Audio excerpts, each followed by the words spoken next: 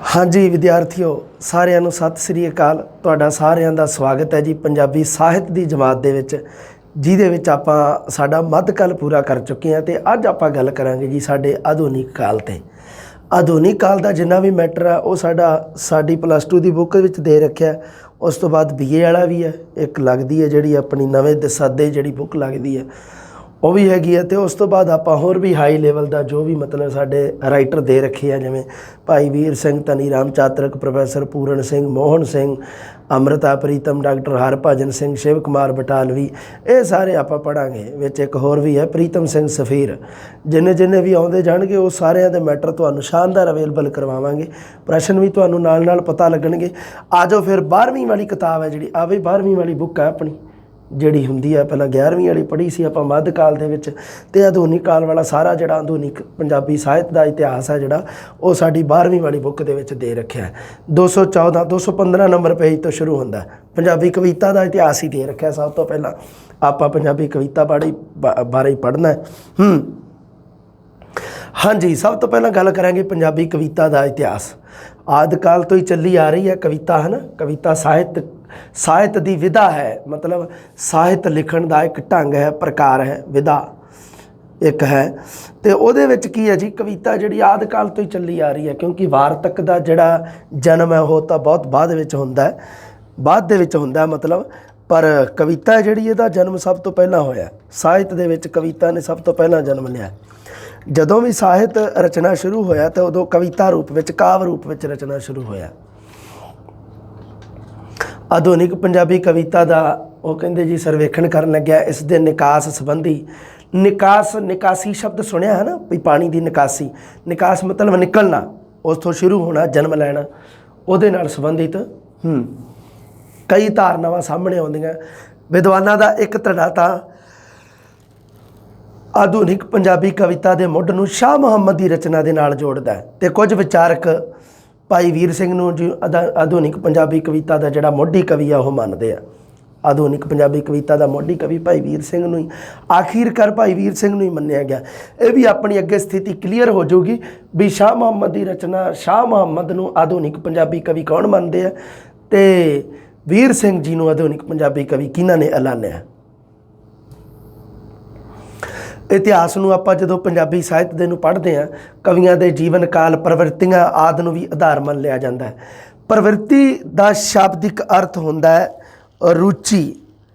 ਪ੍ਰਵਿਰਤੀ ਦਾ ਮਤਲਬ ਕੀ ਹੁੰਦਾ ਹੈ? ਰੁਚੀ, ਰੁਝਾਨ, ਬਿਰਤੀ, ਝੁਕਾਵ। ਪ੍ਰਵਿਰਤੀ ਦੇ ਬਹੁਤ ਸਾਰੇ ਅਰਥ ਹੈ। ਝੁਕਾਵ ਹੋਣਾ ਮਤਲਬ ਜਿਹੜੀ ਪ੍ਰਵਿਰਤੀ ਵੱਲ ਜਿੱਧਰ ਨੂੰ ਝੁਕਾਵ ਹੋ ਗਿਆ, ਉਸ ਦੇ ਆਧਾਰ 'ਤੇ ਸਾਡੇ ਸਾਹਿਤਕਾਰਾਂ ਨੇ ਪੰਜਾਬੀ ਸਾਹਿਤ ਦੀ ਵੰਡ ਕਰ ਦਿੱਤੀ।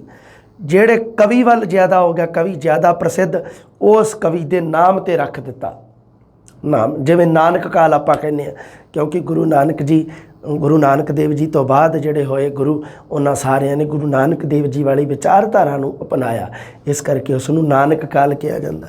ਇਹ ਕਿਹੜਾ, ਇਹ ਤਾਂ ਹੈਗਾ ਜੀਵਨ ਕਾਲ ਦੇ ਨਾਲ ਸੰਬੰਧਿਤ। ਪ੍ਰਵਿਰਤੀਆਂ ਹੁੰਦੀਆਂ ਵੀ ਜਿਵੇਂ ਪੰਜਾਬੀ ਸਾਹਿਤ ਵਿੱਚ ਸਭ ਤੋਂ ਪਹਿਲਾਂ ਨਵ ਰਹੱਸਵਾਦੀ ਪ੍ਰਵਿਰਤੀ ਪ੍ਰਵੇਸ਼ ਕਰਦੀ ਹੈ। ਭਾਈ ਵੀਰ ਸਿੰਘ ਹੈ ਜਿਹੜਾ, ਉਹ ਰਹੱਸਵਾਦੀ ਕਵੀ ਹੈ। ਰਹੱਸਵਾਦ ਉਸ ਤਰ੍ਹਾਂ ਉਹਦਾ ਕਿਵੇਂ ਦਾ ਹੈ? ਨਵਾਂ ਹੈ, ਆਧੁਨਿਕ ਹੈ। ਨਵਾਂ ਰਹੱਸਵਾਦ ਉਸ ਨੂੰ ਮਤਲਬ ਕੀ ਹੈ? ਛੋਟੀਆਂ ਕਵਿਤਾਵਾਂ ਦੇ ਰੂਪ ਵਿੱਚ ਭਾਈ ਵੀਰ ਸਿੰਘ ਇੱਕ ਨਵੇਂ ਰਹੱਸਵਾਦ ਨੂੰ ਪੰਜਾਬੀ ਕਵਿਤਾ ਵਿੱਚ ਲੈ ਕੇ ਆਉਂਦਾ ਹੈ। ਉਸ ਤੋਂ ਪਹਿਲਾਂ ਕੀ ਸੀਗਾ? ਲੰਮੀਆਂ ਬਿਰਤਾਂਤਕ ਕਵਿਤਾਵਾਂ ਰਚਣ ਦਾ, ਜਿਵੇਂ ਕਿੱਸਾ ਹੋ ਗਿਆ, ਲਿਖਣਾ, ਹੈ ਨਾ। ਇਹ ਲੰਮੀਆਂ ਬਿਰਤਾਂਤਕ ਰਚਨਾਵਾਂ ਦੇ ਵਿੱਚ ਆਉਂਦਾ ਸੀਗਾ। ਇਹ ਜਿਹੜੀਆਂ ਚੀਜ਼ਾਂ ਸੀਗੀਆਂ, ਇਹ ਜਿਹੜੀਆਂ ਇਹਨਾਂ ਤੋਂ ਜਿਵੇਂ ਭਾਈ ਵੀਰ ਸਿੰਘ ਜੀ ਨੇ ਨਵ ਰਹੱਸਵਾਦ ਅਪਣਾ ਲਿਆ। ਪ੍ਰੋਫੈਸਰ ਪੂਰਨ ਸਿੰਘ ਰੋਮਾਂਸਵਾਦੀ ਪ੍ਰਵਿਰਤੀ ਵਾਲਾ ਕਵੀ ਹੋ ਗਿਆ।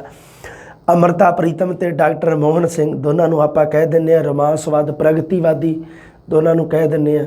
ਇਸ ਤਰ੍ਹਾਂ ਕਰਕੇ ਆਪਾਂ ਸਾਰਿਆਂ ਦੇ ਬਾਰੇ ਗੱਲ ਕਰਾਂਗੇ ਅੱਗੇ ਪ੍ਰਵਿਰਤੀਆਂ ਦੇ ਆਧਾਰ 'ਤੇ। ਪੰਜਾਬੀ ਅਕਾਦਮੀ ਦਿੱਲੀ ਵੱਲੋਂ ਪ੍ਰਕਾਸ਼ਿਤ ਕੀਤਾ ਗਿਆ ਜੀ ਆਧੁਨਿਕ ਪੰਜਾਬੀ ਕਵਿਤਾ ਦਾ ਇਤਿਹਾਸ, ਤੇ ਜਿਹਦਾ ਰਾਈਟਰ ਹੈ ਡਾਕਟਰ ਰਾਜਿੰਦਰਪਾਲ ਸਿੰਘ ਬਰਾੜ। ਡਾਕਟਰ ਰਾਜਿੰਦਰਪਾਲ ਸਿੰਘ ਬਰਾੜ ਨੇ ਇਹਨੂੰ ਜੀ 3 ਪੜਾਵਾਂ ਦੇ ਵਿੱਚ ਵੰਡਿਆ। ਇੱਥੇ 4 ਸਾਡੇ ਵਾਲਿਆਂ ਨੇ ਗਲਤ ਲਿਖਤੇ ਆ ਥੋੜ੍ਹੀ ਜਿਹੀ, ਇਹ ਪ੍ਰਿੰਟਿੰਗ ਮਿਸਟੇਕ ਹੋ ਗਈ ਹੈ ਜੀ ਸਾਡੀ ਬੁੱਕ ਦੇ ਵਿੱਚ। ਇਹ ਜਿਹੜੀ ਹੈਗੀ ਆ 12ਵੀਂ ਵਾਲੀ 'ਚ, ਆਹ ਦੇਖ ਲਓ ਕਿਹੜੇ ਕਿਹੜੇ ਆ। ਇੱਕ ਤਾਂ ਹੈਗਾ ਜੀ, ਪਹਿਲਾ ਹੈਗਾ ਮੁੱਢਲਾ ਬਸਤੀਵਾਦੀ ਕਾਲ। 1849 ਤੋਂ 1900। ਅੰਗਰੇਜ਼ਾਂ ਵੱਲੋਂ ਚਲਾਈ ਗਈ ਵਿਵਸਥਾ ਜਿਹੜੀ ਸਮਾਜਿਕ ਵਿਵਸਥਾ ਉਸ ਨੂੰ ਬਸਤੀਵਾਦ ਕਿਹਾ ਜਾਂਦਾ ਹੈ। ਬਸਤੀਵਾਦ। ਦੂਸਰਾ ਬਸਤੀਵਾਦ, ਦੂਜਾ ਪੜਾਅ ਬਸਤੀਵਾਦੀ ਕਾਲ। ਪਹਿਲਾ ਹੈਗਾ ਮੁੱਢਲਾ ਬਸਤੀਵਾਦੀ ਕਾਲ। ਮੁੱਢਲਾ ਮਤਲਬ ਮੁੱਢ ਵਾਲਾ, ਆਰੰਭ ਵਾਲਾ, ਸ਼ੁਰੂ ਵਾਲਾ। ਮੁੱਢਲਾ ਬਸਤੀਵਾਦੀ ਕਾਲ 1849 ਤੋਂ 1900 ਦੇ ਵਿੱਚ। ਉਸ ਤੋਂ ਬਾਅਦ ਬਸਤੀਵਾਦੀ ਕਾਲ 1900 ਤੋਂ 1947 ਹੈ। 1947 ਦੇ ਵਿੱਚ ਦੇਸ਼ ਆਜ਼ਾਦ ਹੁੰਦਾ ਹੈ। ਅਤੇ ਉੱਤਰ ਬਸਤੀਵਾਦੀ ਕਾਲ, ਉੱਤਰ ਮਤਲਬ ਬਾਅਦ ਵਾਲਾ ਬਸਤੀਵਾਦੀ ਕਾਲ ਕਿੰਨਾ ਆ ਗਿਆ ਜੀ? ਹਾਂ, ਦੇਖੋ ਇੱਥੇ ਗਲਤੀ ਹੈ ਮੇਰੇ ਹਿਸਾਬ ਨਾਲ। ਹਾਂ, ਉੱਤਰ ਬਸਤੀਵਾਦੀ ਕਾਲ ਹੈ ਜਿਹੜਾ ਉਹ ਹੈਗਾ 1947 ਤੋਂ 1905 ਆ। ਮੈਂ ਕੱਟ ਦਿੰਦਾ ਇਹਨੂੰ, ਕਿਹੜੀ ਚੀਜ਼ ਕੱਟਣੀ ਆ ਉਹ ਹੀ ਤੁਸੀਂ ਬੁੱਕ ਦੇ ਵਿੱਚ ਵੇਖ ਕੇ ਕੱਟ ਲੈਣੀ ਆ। ਤੁਸੀਂ ਐਵੇਂ ਕਰੋ, ਹਾਂ ਇਹਨੂੰ ਕੱਟ ਦਿਓ। ਤੀਜਾ ਪੜਾਅ ਆਹ ਲਿਖਿਆ ਨਾ, ਇਹਦੇ 'ਤੇ ਲਕੀਰ ਫੇਰ ਦਿਓ। ਉੱਤਰ ਬਸਤੀਵਾਦੀ ਕਾਲ 1900 ਤੋਂ 1947, ਕਿਉਂਕਿ 1900 ਤੋਂ 1947 ਹੈ ਜਿਹੜਾ ਉਹ ਬਸਤੀਵਾਦੀ ਕਾਲ ਹੈ। ਉਸ ਤੋਂ ਬਾਅਦ ਆਹ ਪੜਾਅ ਚੌਥਾ ਨਹੀਂ ਗਾ ਓਏ, ਇਹਨੂੰ ਤੀਜਾ ਕਰ ਲਿਓ। ਬਸ 3 ਪੜਾਅ ਆਪਾਂ ਕਰਨੇ ਆ। ਤੀਜਾ ਪੜਾਅ ਹੈਗਾ ਉੱਤਰ ਬਸਤੀਵਾਦੀ ਕਾਲ। ਪਹਿਲਾ ਪੜਾਅ ਮੁੱਢਲਾ ਬਸਤੀਵਾਦੀ ਕਾਲ, ਦੂਸਰਾ ਬਸਤੀਵਾਦੀ ਕਾਲ, ਤੀਸਰਾ ਉੱਤਰ ਬਸਤੀਵਾਦੀ ਕਾਲ। ਪਹਿਲਾ ਮੁੱਢਲਾ ਬਸਤੀਵਾਦੀ ਕਾਲ 1849 ਤੋਂ 1900, ਬਸਤੀਵਾਦੀ ਕਾਲ 1900 ਤੋਂ 1947 ਅਤੇ ਉੱਤਰ ਬਸਤੀਵਾਦੀ ਕਾਲ 1947 ਤੋਂ 2005। ਡਾਕਟਰ ਰਜਿੰਦਰ ਸਿੰਘ ਸੇਖੋਂ ਜਿਹਨੇ ਲਿਖੀ ਹੈ ਪੰਜਾਬੀ ਸਾਹਿਤ ਦਾ ਨਵੀਨ ਇਤਿਹਾਸ, ਉਹਨੇ ਕੀ ਕੀਤਾ ਹੈ, ਆਦਿ ਕਾਲ ਤੋਂ ਲੈ ਕੇ ਸਮਕਾਲ ਤੱਕ ਪੰਜਾਬੀ ਸਾਹਿਤ ਦਾ ਇਤਿਹਾਸ ਲਿਖਿਆ। ਪ੍ਰਵਿਰਤੀ ਮੂਲਕ ਅਧਿਐਨ ਪ੍ਰਸਤੁਤ ਕੀਤਾ ਇਹਨੇ ਕੀ ਕੀਤਾ, ਡਾਕਟਰ ਰਜਿੰਦਰਪਾਲ ਸਿੰਘ ਨੇ ਬਸਤੀਵਾਦੀ ਅਧਿਐਨ ਕੀਤਾ। ਅਤੇ ਜਿਹੜੇ ਹੈਗੇ ਡਾਕਟਰ ਰਜਿੰਦਰ ਸਿੰਘ ਸੇਖੋਂ ਉਹਨੇ ਕੀਤਾ ਪ੍ਰਵਿਰਤੀ ਮੂਲਕ ਅਧਿਐਨ। ਮਤਲਬ ਸਾਹਿਤ ਕਿਵੇਂ ਦਾ ਰਚਿਆ ਜਾਊਗਾ, ਉੱਧਰ ਨੂੰ ਲੋਕਾਂ ਦਾ ਝੁਕਾਵ ਜਾਂ ਸਾਹਿਤਕਾਰ ਰਚਨਾਕਾਰਾਂ ਦਾ ਝੁਕਾਵ, ਜਿਹੜਾ ਰਚਨਾ ਕਰਨ ਵਾਲਿਆਂ ਦਾ ਝੁਕਾਵ ਜਿੱਧਰ ਨੂੰ, ਉਹਨੇ ਉਸੇ ਪ੍ਰਵਿਰਤੀ ਦੇ ਆਧਾਰ 'ਤੇ ਸਾਹਿਤ ਲਿਖਤਾ। ਸੋ ਇਹ ਹੈ ਜਿਹੜਾ ਇੱਥੇ ਅਸੀਂ ਕਹਿੰਦੇ ਵੀ ਧਿਆਨ ਰੱਖਦੇ ਹੋਏ ਵਿਦਿਆਰਥੀਆਂ ਦੇ ਬੌਧਿਕ ਸਤਰ ਦਾ ਅਤੇ 12ਵੀਂ ਵਾਲਿਆਂ ਵਾਸਤੇ ਕੁਝ ਕੁ ਸਾਹਿਤ ਦਾ ਇਤਿਹਾਸ ਜਿਹੜਾ ਉਹ ਪੇਸ਼ ਕੀਤਾ। ਅੱਗੇ ਆ ਗਿਆ ਜੀ ਨਵ ਰਹੱਸਵਾਦੀ ਪ੍ਰਵਿਰਤੀ। ਜਿਵੇਂ ਮੈਂ ਤੁਹਾਨੂੰ ਕਿਹਾ ਸੀਗਾ ਵੀ ਡਾਕਟਰ ਰਜਿੰਦਰ ਸਿੰਘ ਸੇਖੋਂ ਨੇ ਆਪਣੀ ਪੁਸਤਕ ਪੰਜਾਬੀ ਸਾਹਿਤ ਦਾ ਨਵੀਨ ਇਤਿਹਾਸ ਦੇ ਵਿੱਚ ਕੀ ਕੀਤਾ ਹੈ, ਪ੍ਰਵਿਰਤੀ ਮੂਲਕ ਅਧਿਐਨ ਪੇਸ਼ ਕੀਤਾ। ਸਭ ਤੋਂ ਪਹਿਲਾਂ ਉਹਨੇ ਕੀ ਕੀਤਾ, ਨਵ ਰਹੱਸਵਾਦੀ ਪ੍ਰਵਿਰਤੀ ਨੂੰ ਲਿਆ। ਉਸ ਤੋਂ ਬਾਅਦ ਤੁਸੀਂ ਦੇਖ ਲਿਓ 2 ਨੰਬਰ 'ਤੇ ਕਿਹੜੀ ਪ੍ਰਵਿਰਤੀ ਨੂੰ ਲਿਆ। ਹਾਂ, 2 ਨੰਬਰ 'ਤੇ ਨਵ ਰਹੱਸਵਾਦੀ ਪ੍ਰਵਿਰਤੀ ਵਿੱਚ ਜਿੰਨੇ ਕੀ ਕਵੀਆਂ ਨੇ ਰਚਨਾ ਕੀਤੀ। ਉਸ ਤੋਂ ਬਾਅਦ ਉਹਨੇ ਸਟੇਜੀ ਕਵਿਤਾ ਨੂੰ ਲੈ ਲਿਆ ਵੀ ਜਿਹੜੇ ਕਵੀ ਕੀ ਸੀ, ਰਚਨਾ ਕਰਨ ਦੇ ਨਾਲ ਆਪਣੀਆਂ ਰਚਨਾਵਾਂ ਨੂੰ, ਕਵਿਤਾਵਾਂ ਨੂੰ ਸਟੇਜ ਦੇ ਉੱਪਰ ਵੀ ਪੇਸ਼ ਕਰਦੇ ਸੀ, ਉਹਨਾਂ ਨੂੰ ਸਟੇਜੀ ਕਵੀ ਕਿਹਾ ਗਿਆ। ਅਤੇ ਉਸ ਤੋਂ ਬਾਅਦ ਆ ਗਿਆ ਜੀ ਸਾਡੇ, ਹਾਂ ਇਸ ਤਰ੍ਹਾਂ 2-3 ਵਿਖਾ ਦੇਣਾ। ਹਾਂ, ਪ੍ਰਗਤੀਵਾਦੀ ਕਾਵਿ ਪ੍ਰਵਿਰਤੀ। ਫਿਰ ਇੱਕ ਪ੍ਰਗਤੀਵਾਦੀ ਕਾਵਿਧਾਰਾ ਆ ਗਈ, ਇੱਕ ਵਿੱਚ ਕਿਹੜੀ ਰਹਿ ਗਈ, ਰੋਮਾਂਸਵਾਦੀ। ਆਹ ਦੇਖੋ, ਰੋਮਾਂਸਵਾਦੀ ਕਾਵਿ ਪ੍ਰਵਿਰਤੀ। ਆ ਜਾਓ ਫਿਰ ਆਪਾਂ ਗੱਲ ਕਰਦੇ ਹਾਂ। ਸਭ ਤੋਂ ਪਹਿਲਾਂ ਇਹਦਾ ਜਿਹੜਾ ਚੈਪਟਰ ਨਾ ਇਹ ਆਪਾਂ ਜ਼ਰੂਰ ਪੜ੍ਹਨਾ, ਇਹਨੂੰ ਪੜ੍ਹ ਦਈਏ ਆਪਾਂ ਢੰਗ ਨਾਲ। ਫਿਰ ਆਪਣਾ ਪਹਿਲਾ ਚੈਪਟਰ ਜਿਹੜਾ ਉਹ ਭਾਈ ਵੀਰ ਸਿੰਘ ਬਾਰੇ ਪੜ੍ਹਾਂਗੇ ਆਪਾਂ। ਬੜੀਆਂ ਕੰਮ ਦੀਆਂ ਗੱਲਾਂ ਦੇ ਰੱਖੀਆਂ ਇਸ ਬੁੱਕ ਦੇ ਵਿੱਚ, ਅਤੇ ਇਹਦੇ ਵਿੱਚੋਂ ਪ੍ਰਸ਼ਨ ਜ਼ਰੂਰ ਆਉਣਗੇ।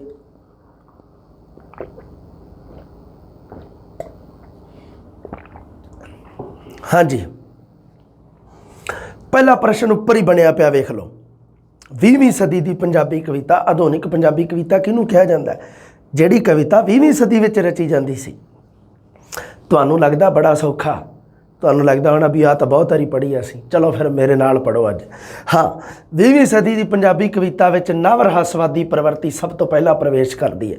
ਸਭ ਤੋਂ ਪਹਿਲਾਂ ਕਿਹੜੀ ਪ੍ਰਵਿਰਤੀ ਪ੍ਰਵੇਸ਼ ਕਰਦੀ ਹੈ? ਲਓ ਪ੍ਰਸ਼ਨ, ਮੈਂ ਹੋਵਾਂ ਐਗਜ਼ਾਮੀਨਰ ਅਤੇ ਇੱਕ ਪ੍ਰਸ਼ਨ ਜ਼ਰੂਰ ਬਣਾਵਾਂ ਇੱਥੇ ਕਿ ਪੰਜਾਬੀ ਕਵਿਤਾ ਵਿੱਚ ਸਭ ਤੋਂ ਪਹਿਲਾਂ 20ਵੀਂ ਸਦੀ ਵਿੱਚ ਕਿਹੜੀ ਪ੍ਰਵਿਰਤੀ ਪੇਸ਼ ਕਰਦੀ ਹੈ, ਕਿਹੜੀ ਪ੍ਰਵਿਰਤੀ ਪ੍ਰਵੇਸ਼ ਕਰਦੀ ਹੈ? ਤਾਂ ਮੇਰਾ ਪਹਿਲਾ ਆਪਸ਼ਨ ਹੋਊਗਾ ਜੀ ਰਹੱਸਵਾਦੀ ਪ੍ਰਵਿਰਤੀ। ਉਸ ਤੋਂ ਬਾਅਦ ਮੈਂ ਇੱਕ ਪਾ ਦੂੰਗਾ ਉੱਤਰ ਰਹੱਸਵਾਦੀ ਪ੍ਰਵਿਰਤੀ, ਇੱਕ ਮੈਂ ਪਾ ਦੂੰਗਾ ਨਵ ਰਹੱਸਵਾਦੀ ਪ੍ਰਵਿਰਤੀ, ਇੱਕ ਮੈਂ ਪਾ ਦੂੰਗਾ ਤਿੰਨੇ ਹੀ।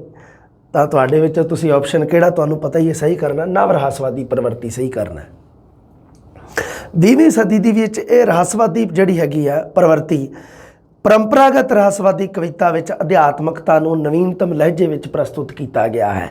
ਪ੍ਰਸ਼ਨ ਇੱਕ ਹੋਰ ਬਣ ਗਿਆ। ਪੁਰਾਤਨ ਜਿਹੜੀ, ਮਤਲਬ ਪੁਰਾਤਨ ਨਹੀਂ ਕਹਿਣ ਦਾ ਮਤਲਬ, ਇੱਕ ਹੁੰਦਾ ਆਧੁਨਿਕ, ਇੱਕ ਸੀਗਾ ਮੱਧਕਾਲ ਦੇ ਵਿੱਚ ਆਪਾਂ ਪੜ੍ਹਦੇ ਸੀ ਆਧੁਨਿਕ ਤੋਂ ਪਹਿਲਾਂ। ਆਧੁਨਿਕ ਤੋਂ ਪਹਿਲਾਂ ਕਵੀ ਕਿਹੜੇ ਸੀਗੇ ਜਿਨ੍ਹਾਂ ਤੋਂ ਆਪਾਂ ਅੱਡ ਹੋ ਕੇ ਆਪਾਂ ਨੂੰ ਕਿਵੇਂ ਪਤਾ ਲੱਗਿਆ, ਸਾਨੂੰ ਕਿਵੇਂ ਪਤਾ ਲੱਗਿਆ ਵੀ ਇਹ ਆਧੁਨਿਕ ਕਵੀ ਚੱਲ ਪਏ ਇੱਥੋਂ ਭਾਈ ਵੀਰ ਸਿੰਘ ਤੋਂ? ਇਸ ਗੱਲ ਦਾ ਕੀ ਨਿਰਣਾ ਕੀਤਾ ਜਾਵੇ? ਕਿੱਥੋਂ ਪਤਾ ਲੱਗਦਾ? ਉਹ ਤੋਂ ਪਤਾ ਲੱਗਦਾ ਪ੍ਰਵਰਤੀ ਤੋਂ, ਕਿਉਂਕਿ ਉਸ ਤੋਂ ਪਹਿਲਾਂ ਕੀ ਸੀਗਾ, ਅਧਿਆਤਮਿਕਤਾ ਨੂੰ ਹੀ ਪੇਸ਼ ਕੀਤਾ ਜਾਂਦਾ ਸੀਗਾ, ਪਰਮਾਤਮਾ ਦੀ ਸਥਿਤੀ ਨੂੰ, ਹੈ ਨਾ, ਵੀ ਪਰਮਾਤਮਾ ਨੂੰ ਹੀ ਪੇਸ਼ ਕੀਤਾ ਜਾਂਦਾ ਸੀਗਾ। ਅਤੇ ਉਸ ਤੋਂ ਬਾਅਦ ਕੀ ਹੋਇਆ, ਜਦੋਂ ਦੇਸ਼ ਦੇ ਵਿੱਚ ਅੰਗਰੇਜ਼ ਆਏ ਉਹਨਾਂ ਨੇ ਨਾਲ ਨਾਲ ਵਿਗਿਆਨ ਸ਼ੁਰੂ ਕੀਤੀ, ਸਾਇੰਸ ਦੇ ਨਾਲ ਰਿਲੇਟਡ ਕੁਝ ਕੁ ਜਿਵੇਂ ਕੁਝ ਕੁ ਵਿਗਿਆਨਿਕ ਜਿਵੇਂ ਕੁਝ ਕੁ ਖੋਜਾਂ ਸਰਚ ਹੋਈਆਂ ਜਿਹੜੀਆਂ ਬਹੁਤ ਸਾਰੀਆਂ, ਤਾਂ ਉਹਨਾਂ ਦੇ ਆਧਾਰ 'ਤੇ ਕੀ ਹੋਇਆ ਜੀ, ਅਧਿਆਤਮਿਕਤਾ ਨੂੰ ਮਤਲਬ ਪਰਮਾਤਮਾ ਦੀ ਗੱਲ ਹੈ ਜਿਹੜੀ ਉਸ ਨੂੰ ਥੋੜ੍ਹਾ ਜਿਹਾ ਪਿੱਛੇ ਹਟਾ ਦਿੱਤਾ ਗਿਆ, ਉਸ ਨੂੰ ਥੋੜ੍ਹਾ ਜਿਹਾ ਇਗਨੋਰ ਕਰਨਾ ਸ਼ੁਰੂ ਕਰ ਦਿੱਤਾ ਲੋਕਾਂ ਨੇ ਕਿਹਾ ਵੀ ਇਹ ਜੀਵਨ ਹੈ ਜਿਹੜਾ ਇਹਨੂੰ ਆਪਣੇ ਢੰਗ ਨਾਲ ਜੀਆ ਜਾਵੇ। ਜਿਵੇਂ ਤੁਹਾਨੂੰ ਪਤਾ ਹੈ ਵੀ ਸਿਗਮੰਡ ਫਰਾਇਡ ਨੇ ਜਦੋਂ ਮਨੋਵਿਸ਼ਲੇਸ਼ਣਵਾਦ ਵਾਲਾ ਸਿਧਾਂਤ ਦਿੱਤਾ ਤੇ ਇਹਨੇ ਦੁਨੀਆ 'ਤੇ ਇੱਕ ਤਰ੍ਹਾਂ ਦਾ ਮਤਲਬ ਬਹੁਤ ਵੱਡਾ ਇੱਕ ਕ੍ਰਾਂਤੀ ਲਿਆਤੀ ਸੀਗੀ।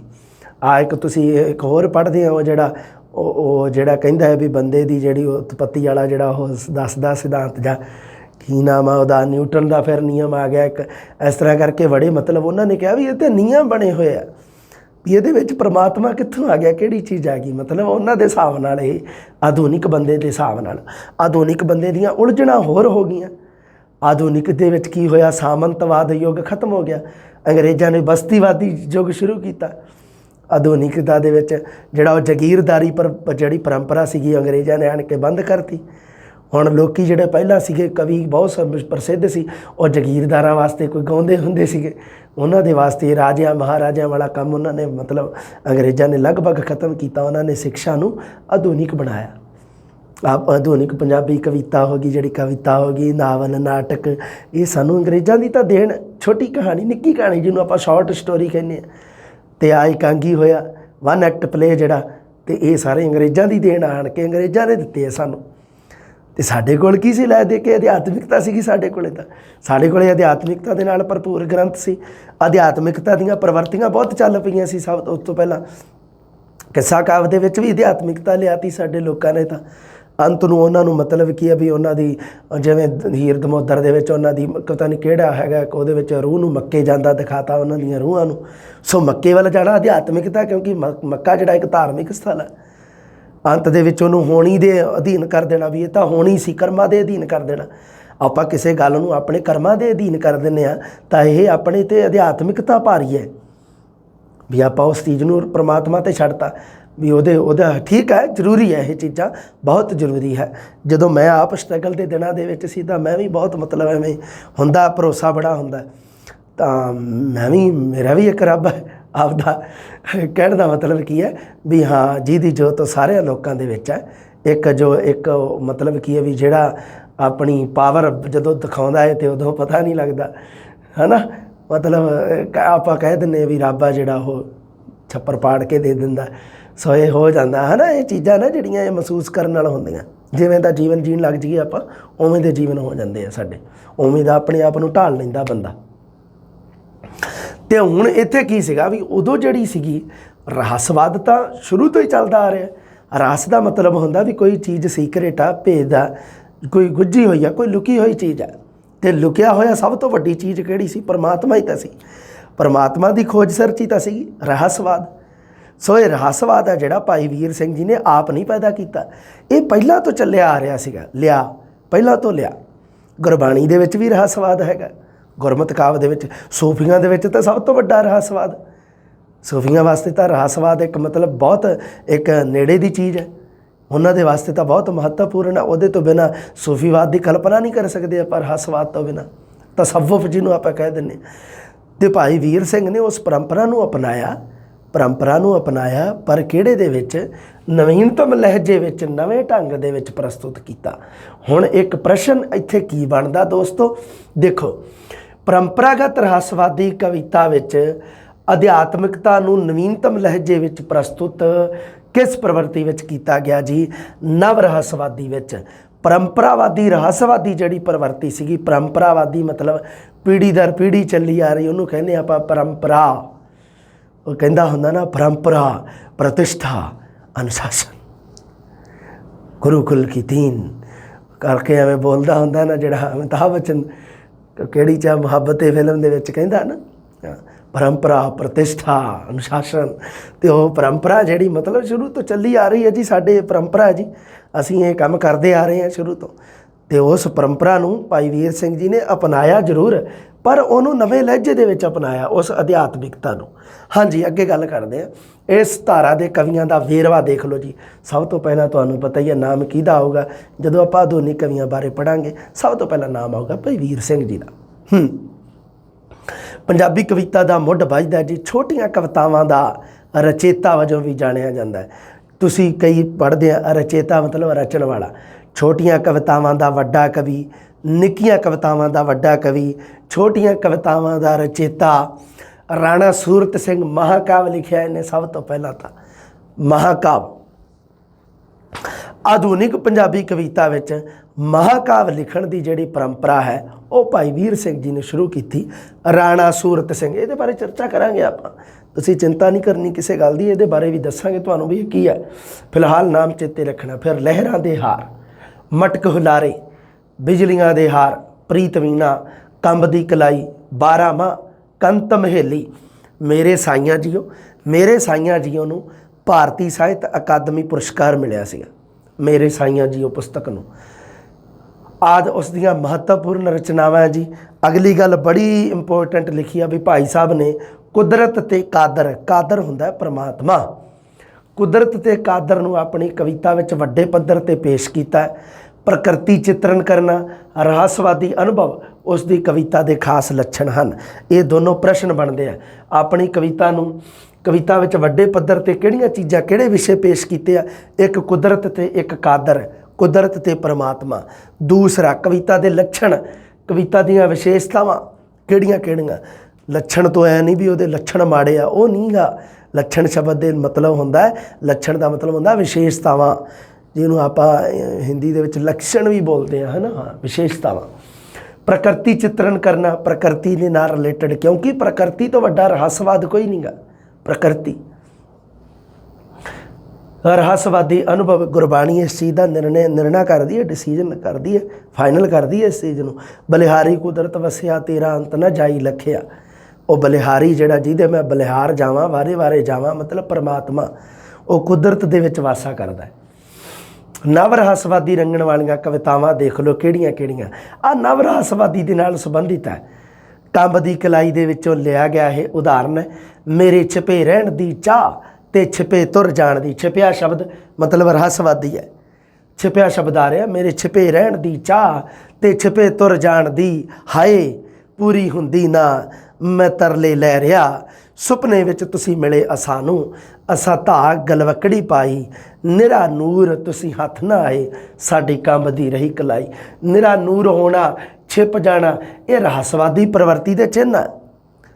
ਕਵੀ ਪਤਾ ਕਿਵੇਂ ਲੱਗਦਾ? ਇਹ ਅੰਦਰੋਂ ਔਰ ਸ਼ਬਦਾਂ ਤੋਂ, ਸ਼ਬਦਾਂ ਦੀ ਖੇਡ ਆ ਸਾਰੀ ਇਹ।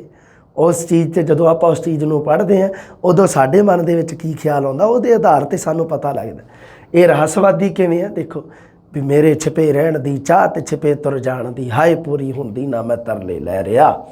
ਇੱਕ ਹੋਰ ਆ ਤਾਂ ਤੁਸੀਂ ਕਵਿਤਾ ਸੁਣੀ ਹੋਈ ਹੈ ਸਾਰਿਆਂ ਨੇ। ਸੁਪਨੇ ਵਿੱਚ ਤੁਸੀਂ ਮਿਲੇ ਅਸਾਂ ਨੂੰ, ਅਸਾਂ ਧਾਗ ਗਲਵਕੜੀ ਪਾਈ। ਧਾ ਮਤਲਬ ਭੱਜ ਕੇ ਕਿਸੇ ਨੂੰ, ਗਲਵਕੜੀ ਮਤਲਬ ਗਲ ਦੇ ਨਾਲ ਲਾਉਣਾ। ਨਿਰਾ ਨੂਰ ਤੁਸੀਂ ਹੱਥ ਨਾ ਆਏ, ਸਾਡੀ ਕੰਬ ਦੀ ਰਹੀ ਕਲਾਈ। ਸਾਡੀ ਕਲਾਈ ਕੰਬ ਦੀ ਰਹਿ ਗਈ, ਤੁਸੀਂ ਨਿਰਾ ਨੂਰ, ਨਿਰਾ ਚਾਨਣ ਤੁਸੀਂ ਸਾਡੇ ਹੱਥ ਨਾ ਆਏ। ਮਤਲਬ ਇੱਕ ਰਹੱਸਿਆ ਹੋ ਗਿਆ, ਇੱਕ ਰਹੱਸਵਾਦ ਹੋ ਗਿਆ, ਸੀਕਰੇਟ ਹੋ ਗਿਆ। ਵਿਸ਼ੇ ਦੇ ਰੂਪ ਤੇ ਪੱਖੋਂ ਇੱਕ ਨਵੀਂ ਪਿਰਤ ਪਾ ਕੇ ਕਾਵਿ ਦਾ ਮੁੱਢ ਬਣਨ ਵਿੱਚ ਭੂਮਿਕਾ ਨਿਭਾਈ ਹੈ। ਹੁਣ ਅਗਲੀ ਗੱਲ ਕਰਦੇ ਹਾਂ ਆਪਾਂ। ਧਿਆਨ ਰੱਖਿਓ, ਨਵ ਰਹੱਸਵਾਦੀ ਪ੍ਰਵਰਤੀ ਪੜ੍ਹ ਰਹੇ ਹਾਂ। ਨਵ ਰਹੱਸਵਾਦੀ ਪ੍ਰਵਰਤੀ ਦੇ ਵਿੱਚ ਭਾਈ ਵੀਰ ਸਿੰਘ ਜੀ ਦੀਆਂ ਕਵਿਤਾਵਾਂ ਤਾਂ ਆਉਣਗੀਆਂ ਹੀ ਆਉਣਗੀਆਂ। ਪ੍ਰੋਫੈਸਰ ਪੂਰਨ ਸਿੰਘ ਵੀ ਨਵ ਰਹੱਸਵਾਦੀ ਪ੍ਰਵਰਤੀ ਨੂੰ ਅਪਣਾਉਂਦਾ ਹੈ ਕਿ ਕਿਤੇ ਨਾ ਕਿਤੇ, ਮਤਲਬ ਕਿਤੇ ਨਾ ਕਿਤੇ ਕਵਿਤਾਵਾਂ ਦੇ ਵਿੱਚ ਹੁੰਦੀ ਹੈ। ਹੁਣ ਕਾਵਿ ਸੰਗ੍ਰਹਿ ਆ ਪ੍ਰੋਫੈਸਰ ਪੂਰਨ ਸਿੰਘ ਦਾ, ਜਿਵੇਂ ਖੁੱਲ੍ਹੇ ਕੁੰਡ, ਖੁੱਲ੍ਹੇ ਰੰਗ, ਅਸਮਾਨੀ, ਖੁੱਲ੍ਹੇ ਮੈਦਾਨ, ਇਹਨਾਂ ਦੇ ਵਿੱਚ ਬਹੁਤ ਸਾਰੀਆਂ ਕਵਿਤਾਵਾਂ। ਐਵੇਂ ਹੀ ਭਾਈ ਵੀਰ ਸਿੰਘ ਦੇ ਉੱਪਰਲੇ ਕਾਵਿ ਸੰਗ੍ਰਹਿ ਜਿਹੜੇ ਸਭ ਤੋਂ ਪਹਿਲਾਂ ਆਪਾਂ ਪੜ੍ਹੇ, ਲਹਿਰਾਂ ਦੇ ਹਾਰ, ਮਟਕ ਹੁਲਾਰੇ, ਬਿਜਲੀਆਂ ਦੇ ਹਾਰ, ਪ੍ਰੀਤ ਵੀਣਾ, ਕੰਬ ਦੀ ਕਲਾਈ, 12 ਮਾਹ, ਕੰਤ ਮਹੇਲੀ, ਮੇਰੇ ਸਾਈਆਂ ਜੀਓ। ਇਹਨਾਂ ਦੇ ਵਿੱਚ ਮਤਲਬ ਕੀ ਹੈ, ਕਵਿਤਾਵਾਂ ਦਿੱਤੀਆਂ ਹੋਈਆਂ। ਇਹਨੂੰ ਕਾਵਿ ਸੰਗ੍ਰਹਿ ਕਿਉਂ ਕਹਿੰਦੇ ਇਹਨੂੰ? ਮਤਲਬ ਸੰਗ੍ਰਹਿ ਮਤਲਬ ਇਕੱਠ, ਜਿਹਦੇ ਵਿੱਚ ਕਵਿਤਾਵਾਂ ਦਾ ਇਕੱਠ ਹੋਵੇ। ਹੁਣ ਐਵੇਂ ਨਹੀਂ ਗਾ ਵੀ ਇਹਦੇ ਵਿੱਚ ਇੱਕ ਹੀ ਕਵਿਤਾ, ਕਿਤੇ ਲਹਿਰਾਂ ਦੇ ਹਾਰ ਦੇ ਵਿੱਚ ਇੱਕ ਹੀ ਕਵਿਤਾ ਲਿਖੀ ਹੈ, ਨਹੀਂ। ਉਹਨਾਂ ਦੇ ਵਿਸ਼ੇ ਅੱਡ ਅੱਡ ਦੇ ਕੇ ਲਿਖੀ ਹੋਈ ਹੈ। ਉਹਨਾਂ ਦੇ ਵਿੱਚੋਂ ਇੱਕ ਪ੍ਰਤੀਨਿਧ ਕਵਿਤਾ ਨੂੰ ਚੁਣ ਕੇ ਉਹਦਾ ਇੱਕ ਪ੍ਰਤੀਨਿਧ ਸਿਰਲੇਖ ਹੁੰਦਾ, ਉਹਦੇ ਆਧਾਰ 'ਤੇ ਉਸ ਪੁਸਤਕ ਦਾ ਨਾਮ ਹੈ। ਪੁਸਤਕ ਦਾ ਨਾਮ ਹੈ ਲਹਿਰਾਂ ਦੇ ਹਾਰ। ਇਹਦੇ ਵਿੱਚ ਬਹੁਤ ਕਵਿਤਾਵਾਂ ਹੈ। ਪੰਜਾਬੀ ਦਾ ਰੋਮਾਂਸਵਾਦੀ ਕਵੀ ਆ। ਰੋਮਾਂਸਵਾਦੀ ਕਾਵਿਧਾਰਾ ਅੱਗੇ ਪੜ੍ਹਾਂਗੇ ਆਪਾਂ। ਪ੍ਰੋਫੈਸਰ ਪੂਰਨ ਸਿੰਘ ਹੈ ਜਿਹੜਾ, ਉਹ ਪੰਜਾਬੀ ਦਾ ਰੋਮਾਂਸਵਾਦੀ ਕਵੀ ਹੈ। ਭਾਈ ਵੀਰ ਸਿੰਘ ਹੈ ਜਿਹੜਾ, ਉਹ ਪੰਜਾਬੀ ਦਾ ਨਵ ਰਹੱਸਵਾਦੀ ਕਵੀ ਹੈ। ਪਰ ਅਗਲੀ ਗੱਲ ਸੁਣੋ, ਪਰ ਉਸ ਦੀ ਕਵਿਤਾ ਵਿੱਚੋਂ ਅਧਿਆਤਮਵਾਦੀ ਛੂਹਾਂ ਵੀ ਟੋਲੀਆਂ ਜਾ ਸਕਦੀਆਂ, ਕਿਉਂਕਿ ਆਪਾਂ ਇਸ ਨੂੰ ਪ੍ਰੋਫੈਸਰ ਪੂਰਨ ਸਿੰਘ ਨੂੰ ਰਹੱਸਵਾਦ ਦੇ ਨਾਲ ਜੋੜਨਾ ਹੈ। ਅਤੇ ਰਹੱਸਵਾਦ ਦੇ ਨਾਲ ਕਦੋਂ ਜੁੜੂਗਾ? ਜਦੋਂ ਅਧਿਆਤਮਵਾਦ ਦੀ ਗੱਲ ਕਰੂਗਾ ਆਪਣੀ ਕਵਿਤਾ ਦੇ ਵਿੱਚ। ਸੋ ਥੋੜ੍ਹੀਆਂ ਬਹੁਤ ਕਵਿਤਾਵਾਂ ਹੈਗੀਆਂ ਇਸ ਤਰ੍ਹਾਂ ਦੀਆਂ ਪ੍ਰੋਫੈਸਰ ਪੂਰਨ ਸਿੰਘ ਦੀਆਂ ਵੀ ਜਿਹਦੇ ਵਿੱਚ ਉਸ ਦੀ ਅਧਿਆਤਮਿਕਤਾ ਝਲਕਦੀ ਹੈ। ਇਹਦਾ ਕਾਰਨ ਤੁਹਾਨੂੰ ਪਤਾ ਹੈ, ਪ੍ਰੋਫੈਸਰ ਪੂਰਨ ਸਿੰਘ ਦੇ ਜੇ ਜੀਵਨ ਬਾਰੇ ਤੁਸੀਂ ਪੜ੍ਹਿਆ ਤਾਂ ਇਹ ਜਾਪਾਨ ਦੇ ਵਿੱਚ ਜਦੋਂ ਪੜ੍ਹਨ ਗਿਆ ਅਤੇ ਉੱਥੇ ਇਹ ਬੋਧੀ ਬਣ ਗਿਆ। ਤਾਂ ਇਹ ਆਪਣੇ ਉਸ ਤੋਂ ਬਾਅਦ ਕੀ ਹੋਇਆ, ਜਦੋਂ ਇਹ ਪੰਜਾਬ ਦੇ ਵਿੱਚ ਵਾਪਸ ਆਇਆ ਤਾਂ ਭਾਈ ਵੀਰ ਸਿੰਘ ਨੂੰ ਮਿਲ ਕੇ, ਇਹ ਭਾਈ ਵੀਰ ਸਿੰਘ ਪਹਿਲਾਂ ਜਿਹੜਾ ਪੜ੍ਹਿਆ ਆਪਾਂ ਥੋੜ੍ਹਾ ਜਿਹਾ ਜਿਹਦੇ ਬਾਰੇ, ਉਹਨੂੰ ਮਿਲ ਕੇ ਤੇ ਇਹ ਸਿੱਖ ਸੱਜ ਗਿਆ, ਸਿੰਘ ਸੱਜ ਗਿਆ। ਫਿਰ ਇਹਦੇ ਉੱਪਰ ਅਧਿਆਤਮਿਕਤਾ ਦਾ ਅਸਰ ਹੋਇਆ। ਹਾਲਾਂਕਿ ਇਹ ਰੋਮਾਂਸਵਾਦੀ ਕਵੀ ਹੈ। ਪੰਜਾਬ, ਪੰਜਾਬੀ ਅਤੇ ਪੰਜਾਬੀਅਤ ਨੂੰ ਉਸਨੇ ਨਿਵੇਕਲੇ ਮਤਲਬ ਹੁੰਦਾ ਵੱਖਰੇ, ਅਲੱਗਾ, ਅਲੱਗ, ਕੁਛ ਅਲੱਗ ਨਵਾਂ, ਕੁਛ ਨਿਵੇਕਲੇ ਅੰਦਾਜ਼ ਵਿੱਚ ਪ੍ਰਭਾਸ਼ਿਤ ਕਰਨ ਦੀ ਕੋਸ਼ਿਸ਼ ਕੀਤੀ ਹੈ। ਪ੍ਰੋਫੈਸਰ ਪੂਰਨ ਸਿੰਘ ਨੇ ਪੰਜਾਬ, ਪੰਜਾਬੀ ਅਤੇ ਪੰਜਾਬੀਅਤ ਦੇ ਵਿਸ਼ੇ ਨੂੰ ਸਭ ਤੋਂ ਪਹਿਲਾਂ ਕਵਿਤਾ ਵਿੱਚ ਲਿਆਂਦਾ। ਪੰਜਾਬੀ ਕਵਿਤਾ ਵਿੱਚ ਧਿਆਨ ਰੱਖਿਓ, ਭਾਈ ਵੀਰ ਸਿੰਘ ਨੇ ਨਹੀਂ ਲਿਆਂਦਾ ਪੰਜਾਬ, ਪੰਜਾਬੀ ਅਤੇ ਪੰਜਾਬੀਅਤ ਦੇ ਵਿਸ਼ੇ ਨੂੰ, ਨਹੀਂ। ਸਭ ਤੋਂ ਪਹਿਲਾਂ ਪੰਜਾਬ, ਪੰਜਾਬੀ ਅਤੇ ਪੰਜਾਬੀਅਤ ਦੀ ਗੱਲ ਕਰਨ ਵਾਲਾ, ਪੰਜਾਬੀਆਂ ਦੀ ਭਾਵਨਾ ਬਾਰੇ ਗੱਲ ਕਰਨ ਵਾਲਾ ਕੌਣ ਹੈ? ਪ੍ਰੋਫੈਸਰ ਪੂਰਨ ਸਿੰਘ। ਹਾਂਜੀ ਹਾਂ, ਇਹਦੇ ਵਿੱਚ ਖੁੱਲ੍ਹੇ ਮੈਦਾਨ, ਖੁੱਲ੍ਹੇ ਕੁੰਡ ਅਤੇ ਖੁੱਲ੍ਹੇ ਰੰਗ ਅਸਮਾਨੀ, ਇਹ ਰਚਨਾਵਾਂ ਜਿਹੜੀਆਂ ਇਹ ਪੁਖਤਾ ਮਿਸਾਲ ਹੈ ਪ੍ਰੋਫੈਸਰ ਪੂਰਨ ਸਿੰਘ ਦੀਆਂ। ਇਹਦੇ ਵਿੱਚ ਅਧਿਆਤਮਿਕਤਾ ਦਾ ਪ੍ਰਗਟਾਵਾ ਹੁੰਦਾ ਵਿੱਚ ਕਵਿਤਾਵਾਂ ਦੇ ਵਿੱਚ। ਹੁਣ ਇੱਕ ਗੱਲ ਹੈ ਵੀ ਇੱਕ ਇਸ ਦੀ ਹੋਰ ਪੁਸਤਕ ਹੈ ਖੁੱਲ੍ਹੇ ਲੇਖ। ਖੁੱਲ੍ਹੇ ਲੇਖ ਹੈ ਜਿਹੜੀ, ਉਹ ਵਾਰਤਕ ਸੰਬੰਧੀ ਪੁਸਤਕ ਹੈ।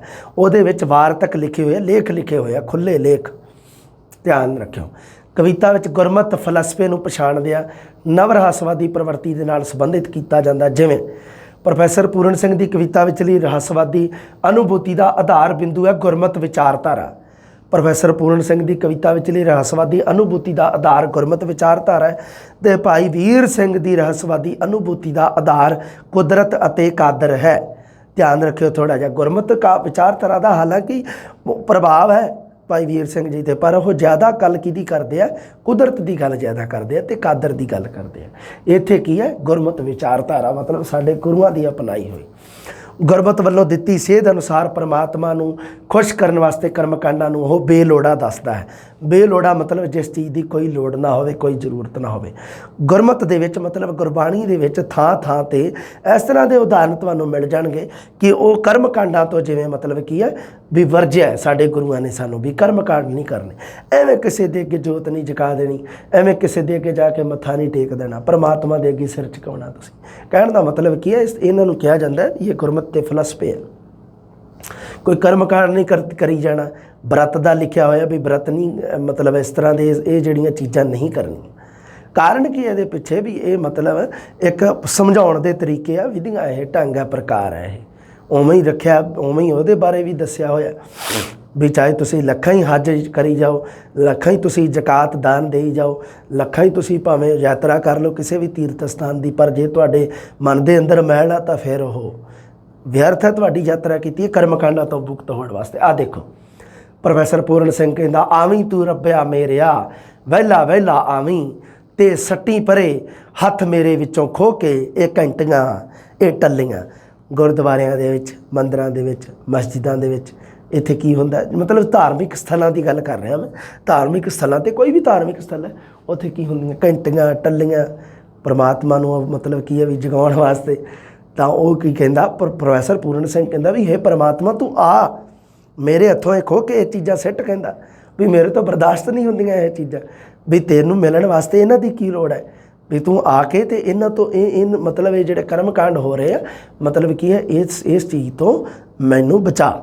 ਇਹ ਪ੍ਰੋਫੈਸਰ ਪੂਰਨ ਸਿੰਘ ਦੀ ਇਹ ਗੱਲ ਧਿਆਨ ਰੱਖਿਓ ਤੁਸੀਂ। ਐ ਪੁੱਛ ਲੈ, ਮੰਨ ਲਓ, ਆਵੀਂ ਤੂੰ ਰੱਬਾ ਮੇਰਿਆ, ਵਹਿਲਾ ਵਹਿਲਾ ਆਵੀਂ, ਉਪਰੋਕਤ ਕਾਵ ਸਤਰ ਕਿਹੜੇ ਕਵੀ ਦੀ ਹੈ? ਅਤੇ ਇਹ ਐਵੇਂ ਨਾ ਹੋਵੇ ਵੀ ਰੱਬ ਦੀ ਗੱਲ ਕਰੇ ਅਤੇ ਭਾਈ ਵੀਰ ਸਿੰਘ ਕਰ ਆਉਂ ਕਿਤੇ, ਉੱਥੇ ਪ੍ਰੋਫੈਸਰ ਪੂਰਨ ਸਿੰਘ ਦੀ ਹੈ। ਹੁਣ आ गया जी लाला धनी राम चातरक। पंजाबी सभ्याचारक चेतना वाला कवि है। ध्यान रखें, प्रश्न बनता है सभ्याचार, हालांकि सौखा प्रश्न है, बड़ा सौखा प्रश्न है भी पंजाबी सभ्याचारक चेतना वाला सांस्कृतिक चेतना वाला कवि कौन है जी? वो है जी धनी राम चातरक। रोमानी देश भगती ते पंजाबीयत की भावना का भरपूर वर्णन ये है जी धनी राम चातरक की कविता का विशेष गुण। और रोमानी का मतलब होंदा है जज्बा, देश भगती पंजाबीयत की भावना, रोमानी का मतलब जज्बा होंदा है। हाँ जी, ये विशेष गुण है जी। पर कुछ रचनावां दे विचों रहस्यवादी अंश भी तुहानूं देखण नूं मिल जाणगे। ध्यान रखियो, 12वीं वाली पुस्तक नूं आधार बना के जरूर चलियो तुसीं। ठीक है भी धनी राम चातरक है जिहड़ा वो सांस्कृतिक चेतना का कवि है। इहदे नाल संबंधित किहड़ियां-किहड़ियां कवितावां जिन्हां दे विच रहस्यवादी अंश मिलदे आ। राधा संदेश ते भगवान कवितावां दे उदाहरण मात्र हन। इस तो इलावा सूफी खाना जिहड़ी पुस्तक है, ਇਹਦੀਆਂ ਜਿਹੜੀਆਂ ਧਨੀ ਰਾਮ ਚਾਤਰਕ ਦੀਆਂ ਜਿਹੜੀਆਂ ਰਚਨਾਵਾਂ ਹੈ ਉਹਨਾਂ ਦੇ ਵਿੱਚੋਂ ਇੱਕ ਪੁਸਤਕ ਦਾ ਨਾਮ ਹੈ ਸੂਫੀ ਖਾਨਾ। ਸੂਫੀ ਖਾਨਾ ਦੇ ਵਿੱਚ ਕੁਝ ਕੁ ਕਵਿਤਾਵਾਂ ਇਸ ਤਰ੍ਹਾਂ ਦੀਆਂ ਜਿਹੜੀਆਂ ਨਵ ਰਹੱਸਵਾਦੀ ਪ੍ਰਵਰਤੀ ਨੂੰ ਪੇਸ਼ ਕਰਦੀਆਂ ਹਨ। ਮਤਲਬ ਪਰਮਾਤਮਾ ਦੇ ਬਾਰੇ ਗੱਲ ਕਰਦੀਆਂ ਹਨ, ਉਸ ਦੇ ਗੁੱਝੇ ਭੇਦਾਂ ਬਾਰੇ ਗੱਲ ਕਰਦੀਆਂ ਹਨ। ਪਰ ਕਵਿਤਾਵਾਂ ਦੋ ਕਿਹੜੀਆਂ ਦੱਸੀਆਂ ਇੱਥੇ, ਰਾਧਾ ਸੰਦੇਸ਼ ਤੇ ਭਗਵਾਨ, ਦੋ ਕਵਿਤਾਵਾਂ ਜਿਹੜੀਆਂ ਇਹਨਾਂ ਦੇ ਵਿੱਚ ਰਹੱਸਵਾਦੀ ਪ੍ਰਵਰਤੀ ਭਾਰੂ ਹੈ ਪੂਰੀ। ਇਹ ਰਹੱਸਵਾਦੀ ਪ੍ਰਵਰਤੀ ਦੇ ਨਾਲ ਸੰਬੰਧਿਤ ਕਵਿਤਾਵਾਂ। ਅਗਰ ਪ੍ਰਸ਼ਨ ਆ ਜੇ ਵੀ ਰਾਧਾ ਸੰਦੇਸ਼ ਕਵਿਤਾ ਕਿਹੜੀ ਪ੍ਰਵਰਤੀ ਦੇ ਨਾਲ ਸੰਬੰਧਿਤ ਹੈ ਜਾਂ ਭਗਵਾਨ ਕਵਿਤਾ ਕਿਹੜੀ ਪ੍ਰਵਰਤੀ ਦੇ ਨਾਲ ਸੰਬੰਧਿਤ ਹੈ, ਤਾਂ ਇਹ ਸਭ ਤੋਂ ਪਹਿਲਾਂ ਤਾਂ ਧਿਆਨ ਰੱਖੋ ਵੀ ਇਹ ਧਨੀ ਰਾਮ ਚਾਤਰਕ ਦੀਆਂ ਹੈ। ਦੂਸਰੀ ਗੱਲ ਤੁਸੀਂ ਧਿਆਨ ਰੱਖਣੀ ਹੈ ਵੀ ਨਵ ਰਹੱਸਵਾਦੀ ਪ੍ਰਵਰਤੀ ਦੇ ਨਾਲ ਸੰਬੰਧਿਤ ਹੈ। ਚਾਤਰਿਕ ਪਪੀਹੇ ਦੇ ਪ੍ਰਤੀਕ ਰਾਹੀਂ ਨਵ ਰਹੱਸਵਾਦੀ ਭਾਵਾਂ ਨੂੰ ਅਭਿਵਿਅਕਤ ਕਰਦਾ ਹੈ। ਇੱਕ ਕਵਿਤਾ ਦੇ ਵਿੱਚ ਪਪੀਹਾ, एक पंछी है जिहड़ा पपीहा, ਉਹਦੇ ਪ੍ਰਤੀਕ ਦੇ ਦੁਆਰਾ ਉਹਦੇ ਪ੍ਰਤੀਕ ਨੂੰ ਸਹਾਰਾ ਬਣਾ ਕੇ ਰਹੱਸਵਾਦੀ ਭਾਵਾਂ ਨੂੰ ਅਭਿਵਿਅਕਤ ਕਰਦਾ ਹੈ। ਪੀਆ ਜੀ ਦੇ ਨਾਲ ਤੇਰੀ ਪ੍ਰੀਤ ਹੈ ਪੁਰਾਣੀ, ਦਸੀ ਜਾ ਕਲੇਜਾ ਫੋਲ ਫੋਲ ਵੇ ਪਪੀਹਾ। ਇਹ ਹੈ ਜਿਹੜੀ, ਇਹ ਧਿਆਨ ਰੱਖਿਓ ਧਨੀ ਰਾਮ ਚਾਤਰਕ ਦੀ ਕਵਿਤਾ ਹੈ। ਇਸ ਕਵਿਤਾ ਦੇ ਵਿੱਚ ਪਪੀਹੇ ਦਾ ਪ੍ਰਤੀਕ ਵਰਤਿਆ ਤੇ ਨਵ ਰਹੱਸਵਾਦੀ ਪ੍ਰਵਰਤੀ ਨੂੰ ਭਾਵਾਂ ਨੂੰ ਅਭਿਵਿਅਕਤ ਕੀਤਾ। ਹੁਣ ਆ ਗਿਆ ਜੀ ਅਗਲਾ ਕਵੀ ਪ੍ਰੀਤਮ ਸਿੰਘ ਸਫੀਰ। ਇਹ ਸਾਰੇ ਤੁਹਾਨੂੰ ਪਤਾ ਵੀ ਇਹ ਆਪਣੇ ਸਿਲੇਬਸ ਦੇ ਵਿੱਚ ਹੈਗੇ ਆ। ਤੁਸੀਂ ਕੀ ਕਰਨਾ ਹੈ, ਜਿਹੜੇ ਉਸ ਪਹਿਲਾਂ ਤੁਹਾਨੂੰ ਮੈਂ ਪਹਿਲਾਂ ਅਵੇਲੇਬਲ ਕਰਾ ਦੂੰਗਾ ਸਾਰਿਆਂ ਦੇ ਨੋਟਸ ਇਹਨਾਂ ਦੇ ਕਵੀਆਂ ਦੇ, ਉਹਦੇ ਵਿੱਚ ਇਹਦੇ ਵਿੱਚੋਂ ਗੱਲਾਂ ਚੱਕ ਕੇ ਨੋਟਸਾਂ ਦੇ ਵਿੱਚ ਐਡ ਕਰ ਦਿਓ। ਅਲੱਗ ਤੋਂ ਪੜ੍ਹਨ ਦੀ ਲੋੜ ਨਹੀਂ ਪੈਣੀ, ਭੁਲੇਖਾ ਨਹੀਂ ਪਊਗਾ ਨਾਲੇ। ਹੁਣ ਜਿਵੇਂ ਆ ਦੋ ਗੱਲਾਂ ਸੀਗੀਆਂ ਇਹਦੇ ਵਿੱਚ, ਆ ਜਿਵੇਂ ਦੋ ਧਨੀ ਰਾਮ ਚਾਤਰਕ ਦਾ, ਆਹ ਤਾਂ ਤੁਹਾਡੀਆਂ ਗੱਲਾਂ ਹੋ ਜਾਣੀਆਂ, ਕੋਈ ਦਿੱਕਤ ਨਹੀਂ।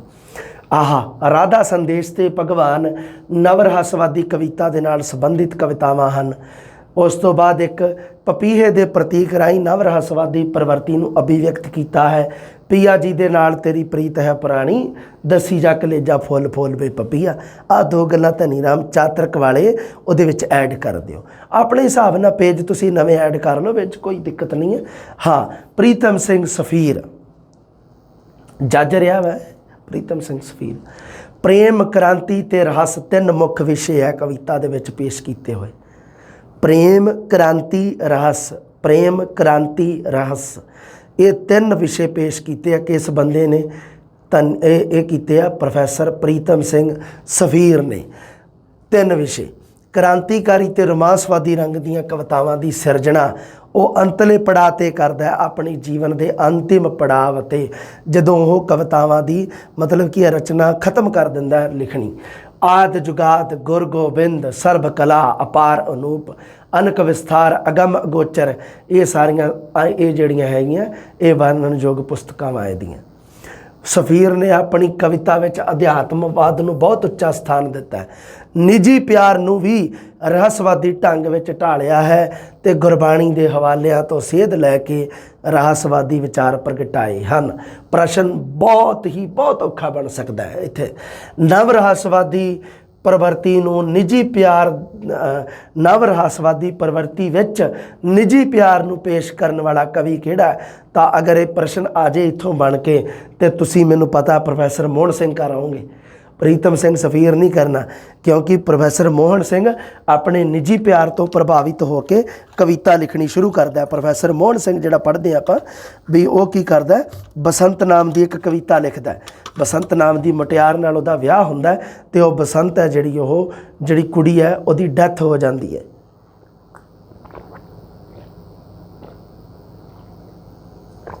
बसंत कविता विच प्रोफैसर मोहन सिंह ने लिखा है, मोहन किंज बनदा तू शायर जेकर मैं ना मरदी।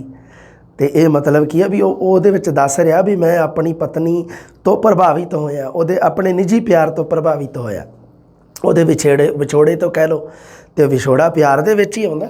हाँ जी, आ देख लो जी हुण ये नव रहस्यवादी प्रवृत्ति विच निजी प्यार नूं मतलब की है शामिल करने वाला कवि, निजी प्यार नूं दर्शाउण वाला कवि कौन है?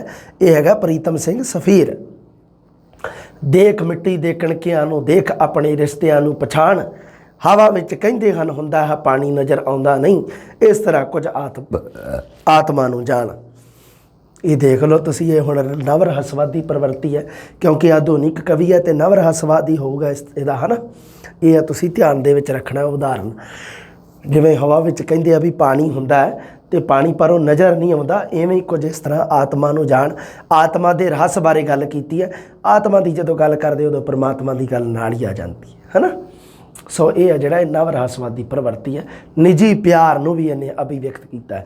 अगे आ गया जी डॉक्टर गोपाल सिंह दर्दी, अपने सिलेबस दे विच नहीं है, कॉमन गल्लां इहदियां याद रख लिओ। ये खोजी होया, इतिहासकार, आलोचक, लेखक होया।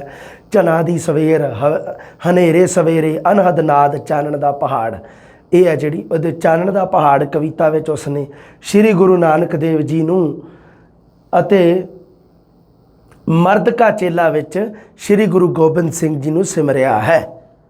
ये है जी ये गल्लां दो याद रखने वालियां, क्योंकि अपने सिलेबस दे विच गोपाल सिंह दर्दी है नहीं गा, पर गुरु नानक देव जी तो गुरु गोबिंद सिंह जी तो हैगे आ ना, ये तो है ना। इस करके आ सतर ध्यान रखियो। गुरु नानक देव जी नूं उन्हें चानण दा पहाड़ कविता विच दिता, उन्हां नूं मतलब की है भी सिमरिया, ते मर्द दा चेला विच गुरु गोबिंद सिंह जी नूं। ये थोड़ा जिहा ध्यान रखियो, है ना। हुण कायनात दे सिरमौर मनुख विच कुछ भी रहस्यवाद वाला नहीं रहा, अंदर जो वस्त साडे भांडे विच टकी पई सी उस दी हुम्मस हुण बाहर निकल वगी है। अगे आ गया जी जसवंत सिंह नेकी, डॉक्टर है, पेशे दे वजों चिकित्सक है। हाँ, विज्ञानिक दृष्टिकोण से उसने रहस्यवादी कविता की सिरजना की है। लो जी प्रश्न बहुत बनता खतरनाक, हालांकि जसवंत सिंह नेकी अपने सिलेबस है नहीं गा, पर पुत जी 12वीं वाली क्लास दे विच है, इस करके 12वीं वाली बुक दे विच कुछ भी छड्ड नहीं सकते। रिस्क लियो ना, सारा कुछ पढ़ियो, वधिया ढंग नाल पढ़ियो। आ प्रश्न बहुत शानदार बनता है भी नव रहस्यवादी कविता नूं विज्ञानिक दृष्टिकोण तो पेश करने वाला कौन है जी? वो हैगा नेक जिहा बंदा जिहदा नाम है जसवंत सिंह नेकी। अगली गल करते हैं नेकी दे महत्वपूर्ण काव्य संग्रह किहड़े किहड़े आ?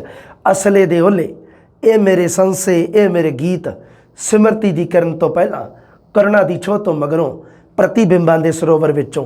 तुहानूं नहीं लगदा अलग जे है कविता संग्रह दे नाम? इहदियां पुस्तकां दे नाम थोड़े जे अलग जे हैं। एक हैगा सिमरती दी किरण तो पहला, करुणा दी छूह तो मगरों, प्रतिबिंबां दे सरोवर विचों, गीत मेरा सोहला तेरा, कोई नाम न जाने मेरा। वाह क्या बात है, कविता ही लिखती, गीत मेरा सोहला तेरा, कोई नाम न जाने मेरा। क्या बात। ये निरोल सोहजात्मक रहस्यवादी कविता का हवाला देखा जा सकता है। रहस्यवादी है, ये सोहजवादी कवि है। अखियों नी जाच सिखो वेखण दी, रूप दुहाइयां दिंदा नहीं, ए लिशकंदड़ा कच परदा, सोहना पार वसेंदा नहीं। इन्हां तो बिना कृपा सागर आ गया जी। मन तरंग पुस्तक लिखी है। डॉक्टर मोहन सिंह दीवाना का नाम बहुत आया सी मध्यकाल दे विच, उन्हें भी एक काव्य पुस्तक लिखी है मस्ती ते सोमरस। प्रेम सिंह प्रेम कहंदा भी सुत्ता इश्क जागिया ते पीड़ नरोई। ये नव रहस्यवादी भाव वालियां कवितावां। हुण आ गई जी स्टेजी कविता की गल करते हैं बेटा जी। हुण आपां की गल करते हैं स्टेजी कविता दे विच अपने हालांकि ज़्यादा कवि पढ़ने वाले नहीं है, पर चलो अपने मेन स्टेजी कवियों की भी परंपरा रही है। राजसी ते सभ्याचारक चेतना प्रदान विच कवियों ने अहम भूमिका निभाई है। सभ्याचारक चेतना, राजनीति के नाल संबंधित चेतना, अगर किसी नूं लोकां नूं चेतना करनी है तो स्टेज पर चढ़ना पऊगा। इस करके कवि भी अपनी गल जदों कहंदा है। आज़ादी संघर्ष के दौरान बहुत सारे कवियों ने आम मनसा सिंह दुखी, हीरा सिंह दर्द, ਗੁਰਮੁਖ ਸਿੰਘ ਮੁਸਾਫਰ ਤੇ ਮੌਲਾ ਬਖਸ਼ ਕੁਸ਼ਤਾ ਵੀ ਜਿਹੜਾ ਇਹਨੇ ਵੀ ਸਟੇਜੀ ਨਾਮਣਾ ਬਹੁਤ ਖੱਟਿਆ। ਸਭ ਤੋਂ ਪਹਿਲਾਂ ਦੇਖ ਲਓ ਜੀ, ਮੁਹੰਮਦ ਰਮਜ਼ਾਨ ਹਮਦਮ ਸਟੇਜੀ ਕਵੀਆਂ ਦੀ ਸ਼ਾਨ ਰਿਹਾ, ਕੋਈ ਦਿੱਕਤ ਨਹੀਂ, ਨਾਮ ਧਿਆਨ ਰੱਖਣਾ। ਮੁਹੰਮਦ ਰਮਜ਼ਾਨ ਹਮਦਮ, ਹੀਰਿਆਂ ਦੀ ਖਾਣ, ਲਾਲਾਂ ਦੀਆਂ ਲੜੀਆਂ, ਇਹ ਮਹੱਤਵਪੂਰਨ ਕਾਵ ਪੁਸਤਕਾਂ ਇਹਦੀਆਂ। ਹੀਰਾ ਸਿੰਘ ਦਰਦ ਆ ਗਿਆ ਜੀ, ਦਰਦ ਸੁਨੇਹੇ, ਫੁਲਵਾੜੀ, ਚਿਤਰਾਵਲੀ, ਫੁਲਵਾੜੀ ਰਸਾਲਾ ਹੀਰਾ ਸਿੰਘ ਦਰਦ ਦਾ, ਫੁਲਵਾੜੀ ਰਸਾਲਾ ਚੱਲਦਾ ਸੀ, ਫੁਲਵਾੜੀ ਹੀਰਾ ਸਿੰਘ ਦਰਦ। ਕਿਸਾਨ ਦੀਆਂ ਆਹੀਂ ਆਹ ਹੁੰਦੀਆਂ, ਹੌਂਕੇ ਭਰਨੇ ਆਹੀਂ ਆਹ, ਦਰਦ ਦੇ ਵਿੱਚ ਜਿਹੜੀ ਬੰਦਾ ਮਤਲਬ ਆਹ ਭਰਦਾ ਉਹਨੂੰ ਹੀਰਾ ਸਿੰਘ ਦਰਦ ਵੀ ਨਾਮ ਦੇ ਮਗਰ ਵੀ ਆਪਣੀ ਲਾਈ ਹੋਇਆ ਦਰਦ, ਤੇ ਦਰਦ ਸੁਨੇਹੇ, ਫੁਲਵਾੜੀ, ਚਿਤਰਾਵਲੀ, ਕਿਸਾਨ ਦੀਆਂ ਆਹੀਂ। ਅੱਗੇ ਆ ਗਿਆ ਜੀ ਦਰਸ਼ਨ ਸਿੰਘ ਅਵਾਰਾ, ਬਿਜਲੀ ਦੀ ਕੜਕ, ਅੰਗਰੇਜ਼ੀ ਹਕੂਮਤ ਦੇ ਖਿਲਾਫ। ਇਹ ਦੋਨੇ ਕਾਵ ਸੰਗ੍ਰਹਿ ਨੂੰ ਜ਼ਬਤ ਕਰ ਲਿਆ ਗਿਆ ਸੀ ਅੰਗਰੇਜ਼ਾਂ ਨੇ, ਬਿਜਲੀ ਦੀ ਕੜਕ ਤੇ ਅੰਗਰੇਜ਼ੀ ਹਕੂਮਤ ਦੇ ਖਿਲਾਫ। ਬਗਾਵਤ, ਇਨਕਲਾਬ ਦੇ ਰਾਹ, ਹਲਚਲ, ਗੁਸਤਾਖੀਆਂ, ਆਵਾਰਗੀਆਂ, ਬੇਦੋਸ਼ੀਆਂ, ਮਜਬੂਰੀਆਂ। ਇਹ ਲੱਗਦਾ ਜਿਵੇਂ ਗਾਣਾ ਜਿਹਾ ਲਿਖਿਆ, ਗੁਸਤਾਖੀਆਂ, ਆਵਾਰਗੀਆਂ, ਬੇਦੋਸ਼ੀਆਂ, ਮਜਬੂਰੀਆਂ। ਕਿਆ ਬਾਤ ਹੈ। ਦਰਸ਼ਨ ਸਿੰਘ ਅਵਾਰਾ, ਅਵਾਰਾ ਜੇ ਨਾਮ ਲਿਆ ਨਾ, ਅਵਾਰਾ ਜੇ ਨਾਮ ਹੀ ਹੈ। गुस्ताखी, आवारगी, बेदोशी, मजबूरी, ये दिल, ये पागल दिल मेरा, की कहता हुंदा ਉਹ ਗੁਲਾਮ ਕੀ ਨਾਮ ਆ ਉਹਦਾ, ਉਹ ਬੜਾ ਟਾਈਮ ਹੋ ਗਿਆ ਮੈਂ ਕਿਤੇ ਸੁਣਦਾ ਹੁੰਦਾ ਸੀਗਾ ਪਹਿਲਾਂ, ਕਦੇ ਮੈਂ ਸੁਣਦਾ ਹੁੰਦਾ ਸੀਗਾ ਜਦੋਂ ਪੜ੍ਹਾਈ ਤੋਂ ਕਈ ਵਾਰੀ ਥੋੜ੍ਹਾ ਜਿਹਾ ਮਨ ਹਟ ਜਾਂਦਾ ਸੀ ਨਾ, ਤਾਂ ਫਿਰ ਮੈਂ ਕੀ ਨਾਮ, ਗੁਲਾਮ ਅਲੀ ਹੈ ਕਿ ਉਹਨਾਂ ਦਾ ਨਾਮ, ਉਹ ਜਿਹੜਾ ਗਜ਼ਲ ਗਾਇਕ। ਹਾਂ, क्यों बुझ गया आवारगी, ये दिल, ये पागल दिल मेरा। हाँ, अगे आ गया जी मुनसा सिंह दुखी, ये भी एक क्रांतिकारी कवि है। हीरा सिंह दर्द भी है तो मुनसा सिंह दुखी भी है।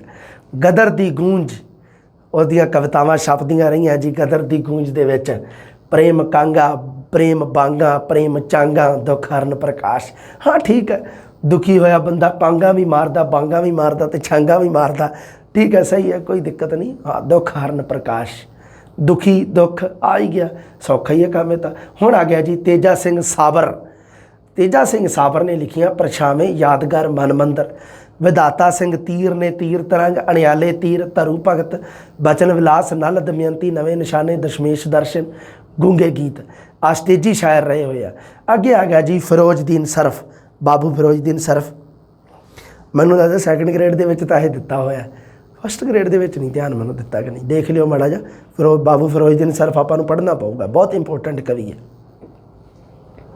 ਇੱਕ ਮਾਂ ਦਾ ਦਿਲ ਆ ਜਿਹੜੀ ਇਸੇ ਨੇ ਲਿਖੀ ਆ, ਉਹ ਜਿਹੜੀ ਉਹ ਕਹਾਣੀ ਜੀ ਨਹੀਂ ਤਾਂ ਹੁੰਦੀ ਵੀ ਉਹ ਮਤਲਬ ਕੋਈ ਮੁੰਡਾ ਜਿਹੜਾ ਉਹ ਇੱਕ ਕੁੜੀ ਨੂੰ ਬੜਾ ਪਸੰਦ ਕਰਦਾ ਹੁੰਦਾ।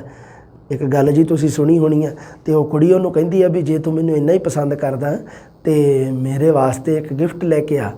ਉਹ ਕਹਿੰਦਾ ਕੀ? ਉਹ ਕਹਿੰਦੀ ਵੀ ਆਪਣੀ ਮਾਂ ਦਾ ਕਲੇਜਾ ਕੱਢ ਕੇ ਲਿਆ। ਅਤੇ ਉਹ ਲੈ ਕੇ ਆਉਂਦਾ ਹੈ ਨਾ, ਉਹ ਜਾਂਦਾ ਅਤੇ ਜਾਂਦਿਆਂ ਸਾਰੀ ਆਪਦੀ ਮਾਂ ਦੇ ਮਾਰਦਾ ਛੁਰਾ, ਅਤੇ ਦਿਲ ਕੱਢ ਕੇ ਜਦੋਂ ਐਵੇਂ ਲਿਜਾਂਦਾ ਅਤੇ ਉਹ ਰਾਹ 'ਚ ਠੇਡਾ ਵੱਜਦਾ ਉਹਨੂੰ, ਠੇਡਾ, ਅਤੇ ਉਹ ਦਿਲ ਦੇ ਵਿੱਚੋਂ ਆਵਾਜ਼ ਆਉਂਦੀ ਆ ਮਾਂ ਦੇ ਹਾਰਟ ਦੇ ਵਿੱਚੋਂ ਵੀ ਪੁੱਤ ਤੈਨੂੰ ਕਿਤੇ ਸੱਟ ਤਾਂ ਨਹੀਂ ਲੱਗੀ। ਫਿਰ ਉਹਨੂੰ ਬੜਾ ਮਤਲਬ ਜਦੋਂ ਜਾਂਦਾ ਅਤੇ ਉਹ ਕਹਿੰਦੀ ਵੀ ਤੂੰ ਆਪਦੀ ਮਾਂ ਦਾ ਨਹੀਂ ਹੋਇਆ, ਮੇਰਾ ਕੀ ਹੋਏਗਾ। ਸੋ ਇਹ ਤਾਂ ਇੰਨੇ ਕੁ ਦੇਖ ਲਓ, ਇੰਨੀ ਕੁ ਗੱਲ ਹੀ ਆ, ਬਸ ਇੱਥੇ ਹੀ ਖ਼ਤਮ ਹੋ ਜਾਂਦੀ ਆ। ਇਹ ਤਾਂ ਜ਼ਿੰਦਗੀ ਆ, ਇਹ ਪਾਸਟ ਆ ਨਾ ਜਿਹੜੇ ਆਪਣੇ ਤੁਸੀਂ, ਅਤੇ ਇਹਨਾਂ ਤੋਂ ਸਬਕ ਲਿਆ ਕਰੋ ਪਾਸਟ ਦੇ ਵਿੱਚੋਂ। ਮੈਂ ਸੀਰੀਅਸ ਗੱਲ ਕਰਦਾ ਤੁਹਾਡੇ ਨਾਲ। ਮੈਨੂੰ ਲੱਗਦਾ ਵੀ ਮੈਂ ਆਪਣੇ ਪਾਸਟ ਤੋਂ ਸਬਕ ਨਾ ਲਿਆ ਹੁੰਦਾ ਅਤੇ ਅੱਜ ਮੈਂ ਲੈਕਚਰਾਰ ਨਾ ਹੁੰਦਾ। ਤੁਸੀਂ ਇਹ ਗੱਲ ਮੰਨਿਆ ਕਰੋ, ਇਹ ਸੀਰੀਅਸ ਗੱਲਾਂ ਹੈ ਇਹ ਜ਼ਿੰਦਗੀ ਦੀਆਂ। ਠੀਕ ਹੈ, ਹਾਸੇ ਮਜ਼ਾਕ ਦਾ ਹਾਸਾ ਮਜ਼ਾਕ ਰਹਿ ਗਿਆ, ਪਰ ਮੈਂ ਮੰਨਦਾ ਇਸ ਚੀਜ਼ ਨੂੰ। ਅਗਰ ਤੁਸੀਂ ਉਸ ਚੀਜ਼ 'ਚੋਂ ਨਿਕਲ ਗਏ, ਉਸ ਸਥਿਤੀ ਦੇ ਵਿੱਚੋਂ ਜੇ ਤੁਸੀਂ ਨਿਕਲ ਗਏ, ਤੁਹਾਡੇ ਵਰਗਾ ਬਹਾਦਰ ਅਤੇ ਸੂਰਮਾ ਕੋਈ ਨਹੀਂ। ਸੂਰਮੇ ਬਹਾਦਰ ਕਿਤੇ ਲੜਾਈਆਂ ਜੰਗ ਦੇ ਮੈਦਾਨ 'ਚ ਥੋੜ੍ਹਾ ਲੜਦੇ ਫਿਰਦੇ, ਆਪਣੇ ਆਪ ਨਾਲ 'ਚ ਲੜਨਾ ਪੈਂਦਾ ਕਈ ਵਾਰੀ, ਸਾਰਾ ਕੁਛ ਹੀ ਹੈ ਨਾ। ਸੋ ਇਹ ਆ ਜਿਹੜਾ ਬਾਬੂ ਫਿਰੋਜ਼ਦੀਨ ਸਰਫ, ਸਭ ਤੋਂ ਜ਼ਿਆਦਾ ਸਮਕਾਲੀ ਸਟੇਜੀ ਕਵੀਆਂ ਦੇ ਵਿੱਚੋਂ ਜੇ ਕਿਸੇ ਨੇ ਪ੍ਰਸਿੱਧੀ ਖੱਟੀ ਆ ਤਾਂ ਉਹ ਹੈਗਾ ਬਾਬੂ ਫਿਰੋਜ਼ਦੀਨ ਸਰਫ। ਲਓ ਜੀ ਆ ਜਾਓ, ਪੰਜਾਬ ਦੀ ਬੁਲਬੁਲ ਕਿਹਾ ਜਾਂਦਾ ਇਹਨੂੰ, ਬਾਬੂ ਫਿਰੋਜ਼ਦੀਨ ਸਰਫ ਨੂੰ। ਬੈਂਤ ਛੰਦ ਲਿਖਣ ਵਿੱਚ ਮਾਹਰ ਸੀ। ਦੁੱਖਾਂ ਦੇ ਕੀਰ ਨੇ, ਲਾਲਾਂ ਦੀਆਂ ਜੋੜੀਆਂ, ਲਾਲਾਂ ਦੀਆਂ ਲੜੀਆਂ ਵੀ ਕਿਤੇ ਲਿਖਿਆ ਹੁੰਦਾ, ਸੋ ਕੋਈ ਦਿੱਕਤ ਨਹੀਂ। ਇਸ ਤਰ੍ਹਾਂ ਨਹੀਂ ਪੁੱਛੂਗਾ ਵੀ ਇਹਦੇ ਵਿੱਚੋਂ ਕਿਹੜਾ ਸਹੀ ਹੈ, ਲਾਲਾਂ ਦੀਆਂ ਜੋੜੀਆਂ ਕਿ ਲਾਲਾਂ ਦੀਆਂ ਲੜੀਆਂ, ਇਵੇਂ ਦਾ ਪ੍ਰਸ਼ਨ ਨਹੀਂ ਬਣੂਗਾ ਕਦੇ ਵੀ। ਸਰਫ ਹੁਲਾਰੇ ਸੁਨਹਿਰੀ ਕਲੀਆਂ ਨੂਰੀ ਦਰਸ਼ਨ, ਸਰਫ ਸੁਨੇਹੇ ਜੋਗਣ ਸ਼ੀਰਫੀ ਮਜ਼ਦੂਰ। ਇਹ ਆਦਿ ਪੰਜਾਬ, ਪੰਜਾਬੀ, ਪੰਜਾਬੀਅਤ ਨਾਲ ਉਸ ਦਾ ਮੋਹ ਡੁੱਲ ਡੁੱਲ ਪੈਂਦਾ ਹੈ। ਪਰ ਪੰਜਾਬ, ਪੰਜਾਬੀ ਅਤੇ ਪੰਜਾਬੀਅਤ ਦੀ ਗੱਲ ਕਰਨ ਵਾਲਾ ਸਭ ਤੋਂ ਪਹਿਲਾ ਕਵੀ ਪ੍ਰੋਫੈਸਰ ਪੂਰਨ ਸਿੰਘ ਹੈ। ਧਿਆਨ ਰੱਖਿਓ ਬੇਟਾ ਜੀ। ਹੁਣ ਆ ਗਿਆ ਜੀ ਧਨੀ ਰਾਮ ਚਾਤਰਕ। ਇਹ ਵੀ ਤਾਂ ਸਟੇਜੀ ਕਵੀ ਰਿਹਾ ਧਨੀ ਰਾਮ ਚਾਤਰਕ। ਧਨੀ ਰਾਮ ਚਾਤਰਕ ਦੀਆਂ ਸਟੇਜੀ ਕਵਿਤਾ ਸਾਉਣ, ਮੇਲੇ ਵਿੱਚ ਜੱਟ ਅਤੇ ਵਿਸਾਖੀ, ਇਹ ਸਟੇਜੀ ਲਹਿਜੇ ਵਾਲੀਆਂ। ਇਹ ਧਿਆਨ ਰੱਖਣਾ ਤੁਸੀਂ। ਉਹ ਧਨੀ ਰਾਮ ਚਾਤਰਕ ਵਾਲਾ ਜਿਹੜਾ ਮੈਂ ਤੁਹਾਨੂੰ ਦੇਵਾਂਗਾ ਨੋਟਸ, ਉਹਦੇ ਵਿੱਚ ਐਡ ਕਰ ਲਿਓ ਗੱਲ ਬਸ ਇੰਨੀ। ਸਾਉਣ ਮੇਲੇ ਵਿੱਚ ਜੱਟ ਅਤੇ ਵਿਸਾਖੀ, ਨਵ ਰਹੱਸਵਾਦੀ ਵਿੱਚ ਵੀ ਗੱਲ ਆਈ ਸੀ ਇਹਦੀ ਇੱਕ ਦੋ ਗੱਲਾਂ ਉਹ ਵੀ ਐਡ ਕਰਨੀਆਂ, ਨਾਲ ਹੀ ਆਹ ਕਰ ਦੇਣੀਆਂ। ਸਮਝ ਗਏ ਨਾ ਕਹਾਣੀ ਨੂੰ, ਫਿਰ ਭੁੱਲੋਗੇ ਨਹੀਂ ਕਦੇ। ਚਰਨਦਾਸ ਸ਼ਹੀਦ, ਬਾਦਸ਼ਾਹੀਆਂ, ਅਰਸ਼ੀ ਕਿੰਗਰੇ, ਇਸ਼ਕ ਮੁਸ਼ਕ ਤੇ ਬੇਪਰਵਾਹੀਆਂ। ਈਸ਼ਰ ਸਿੰਘ ਭਾਈਆ, ਧਰਮ ਭਾਈਆ, ਭਾਈਆ ਤਿਲਕ ਗਿਆ, ਪ੍ਰੇਮੀ ਭਾਈਆ, ਹਸਮੁਖ ਭਾਈਆ, ਇਨਕਲਾਬੀ ਭਾਈਆ, ਉੜ ਤੋਂ ਉੜਤੀ ਭਾਈਆ, ਰੰਗੀਲਾ ਭਾਈਆ, ਨਵਾਂ ਭਾਈਆ, ਨਰਾਲਾ ਭਾਈਆ। ਲਓ ਈਸ਼ਰ ਸਿੰਘ ਭਾਈਆ ਨੇ, ਵੇਖ ਲਓ ਕਿਆ ਬਾਤ ਹੈ ਭਾਈਆ। ਨੰਦ ਲਾਲ ਨੂਰਪੁਰੀ, ਗੁਰਦੇਵ ਸਿੰਘ ਮਾਨ, ਆ ਜਿਹੜੀ ਲੰਮੀ ਸੂਚੀ ਹੈ, ਕੋਈ ਦਿੱਕਤ ਨਹੀਂ। ਸ਼ਿਵ ਕੁਮਾਰ ਬਟਾਲਵੀ ਸਟੇਜੀ ਕਵਿਤਾ ਦੇ ਵਿੱਚ ਬਹੁਤ ਪ੍ਰਸਿੱਧ ਨਾਮ ਹੈ। ਇਹ ਵੀ ਜਿੰਨੀ ਮਕਬੂਲੀਅਤ, ਜਿੰਨਾ ਐਕਸੈਪਟ ਸ਼ਿਵ ਕੁਮਾਰ ਬਟਾਲਵੀ ਨੂੰ ਕੀਤਾ ਗਿਆ, ਉਹਨਾਂ ਨਹੀਂ ਕਿਸੇ ਨੂੰ ਵੀ। ਇਹ ਸਟੇਜੀ ਕਵਿਤਾ ਜਾਰੀ ਹੈ ਅੱਜ ਕੱਲ੍ਹ। ਚਲੋ ਠੀਕ ਹੈ, ਗੱਲ ਹੋ ਗਈ। ਸ਼ਿਵ ਕੁਮਾਰ ਬਟਾਲਵੀ ਦੀ ਤਾਂ ਤੁਸੀਂ ਵੀਡੀਓ ਵੀ ਦੇਖ ਸਕਦੇ ਹੋ, ਜਿਹਦੇ ਵਿੱਚ ਉਹ ਗਾਈ ਜਾਂਦਾ, ਕੀ ਪੁੱਛਦੇ ਹੋ ਹਾਲ ਫਕੀਰਾਂ ਦਾ, ਸਾਡਾ ਨਦੀਆਂ ਵਿਛੜੇ ਨੀਰਾਂ ਦਾ, ਸਾਡਾ ਹੰਝ ਦੀ ਜੂਨੇ ਆਇਆਂ ਦਾ, ਸਾਡਾ ਦਿਲ ਜਲੀਆਂ ਦਿਲਗੀਰਾਂ ਦਾ। ਇਹ ਜਾਣਦੀਆਂ ਸ਼ੌਂਕ ਜਿਹੇ ਰੰਗਾਂ ਦਾ ਨਾ ਤਸਵੀਰਾਂ ਹੈ। ਅਸੀਂ ਹਟ ਗਏ ਜਦ ਇਸ਼ਕੇ ਦੀ, ਅਸੀਂ ਹਟ ਗਏ ਜਦ ਇਸ਼ਕੇ ਦੀ, ਮੁੱਲ ਕਰ ਬੈਠੇ ਤਸਵੀਰਾਂ ਦਾ। ਕੀ ਪੁੱਛਦੇ ਹੋ ਹਾਲ ਫਕੀਰਾਂ ਦਾ, ਤਕਦੀਰ ਤਾਂ ਸਾਡੀ ਸੌਂਕਣ ਸੀ, ਤਦਬੀਰਾਂ ਸਾਥੋਂ ਨਾ ਹੋਈਆਂ, ਨਾ ਝੰਗ ਛੁੱਟਿਆ ਨਾ ਕੰਨ ਪਾਟੇ, ਝੁੰਡ ਲੰਘ ਗਿਆ ਇੰਝ ਹੀਰਾਂ ਦਾ। ਇਸ ਤਰ੍ਹਾਂ ਕਰਕੇ ਹੈ ਨਾ, ਗਾ ਕੇ ਸੁਣਾਉਂਦਾ ਬਈ, ਆਪਾਂ ਨੂੰ ਗਾਣਾ ਗੁਣਾ ਨਹੀਂ ਆਉਂਦਾ ਗਾ, ਸਿੱਧਾ ਉਹ ਮਤਲਬ ਸੁਣ ਲਿਓ ਇਹਨੂੰ। ਹਾਂ, ਰੋਮਾਂਸਵਾਦੀ ਕਾਵ ਪ੍ਰਵਰਤੀ ਦੇ ਬਾਰੇ ਆਪਾਂ ਗੱਲ ਕਰਾਂਗੇ ਅਗਲੀ ਜਮਾਤ ਦੇ ਵਿੱਚ ਬੇਟਾ ਜੀ। ਹੁਣ ਆਪਣੀ ਇਹ ਜਮਾਤ ਇੱਥੇ ਖਤਮ, ਅਤੇ ਰੋਮਾਂਸਵਾਦੀ ਕਵੀ ਇੱਕ ਪੜ੍ਹਨਾ ਆਪਾਂ ਅੱਗੇ। ਰੋਮਾਂਸਵਾਦੀ ਤੋਂ ਬਾਅਦ ਆਪਾਂ ਕਰਾਂਗੇ ਇੱਕ ਉਹ ਵਿੱਚ ਲੰਘੀ ਹੋਏ 4 ਨੰਬਰ 'ਤੇ ਕਿਹੜੀ ਸੀਗੀ, ਹਾਂ ਪ੍ਰਗਤੀਵਾਦੀ। ਫਿਰ ਆ ਜੂਗਾ ਆਪਣਾ ਪ੍ਰਯੋਗਸ਼ੀਲ ਲਹਿਰ, ਬੱਲੇ ਬੱਲੇ ਕਰਾ ਦੇਣੀ ਆਪਾਂ। ਫਿਰ ਜੁਝਾਰਵਾਦੀ, ਜੁਝਾਰਵਾਦੀ ਤੋਂ ਬਾਅਦ ਫਿਰ ਆਪਣੀ ਆ ਜੂਗੀ ਸੁਹਜਵਾਦੀ ਕਾਵ ਪ੍ਰਵਰਤੀ। ਆ ਇੰਨੀਆਂ ਪੜ੍ਹ ਕੇ ਤੇ ਬੱਲੇ ਬੱਲੇ ਹੋ ਜੂਗੀ। ਪ੍ਰਸ਼ਨ ਬਹੁਤ ਮਿਲਣਗੇ ਤੁਹਾਨੂੰ ਪੇਪਰ 'ਚੋਂ। ਪੰਜਾਬੀ ਗਜ਼ਲ ਧਾਰਾ ਫਿਰ ਚੱਲੂਗੀ।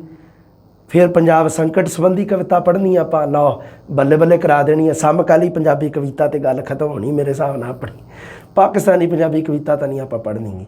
ਰਾਜਸਥਾਨੀ ਪੰਜਾਬੀ ਕਵਿਤਾ ਜ਼ਰੂਰ ਪੜ੍ਹਨੀ ਆਪਾਂ। ਪਾਕਿਸਤਾਨੀ ਜਾਂ ਪ੍ਰਵਾਸੀ ਦਾ ਨਹੀਂ ਕੋਈ ਇੰਨਾ ਹੈਗਾ, ਰਾਜਸਥਾਨੀ ਪੰਜਾਬੀ ਕਵਿਤਾ ਆਪਾਂ ਜ਼ਰੂਰ ਦੇਖ ਲਾਂਗੇ। ਲਓ ਜੀ, ਅਗਲੀ ਜਮਾਤ ਦੇ ਵਿੱਚ ਮਿਲਦੇ ਹਾਂ ਜਲਦੀ ਆਪਾਂ। ਸਤਿ ਸ੍ਰੀ ਅਕਾਲ ਸਾਰਿਆਂ ਨੂੰ।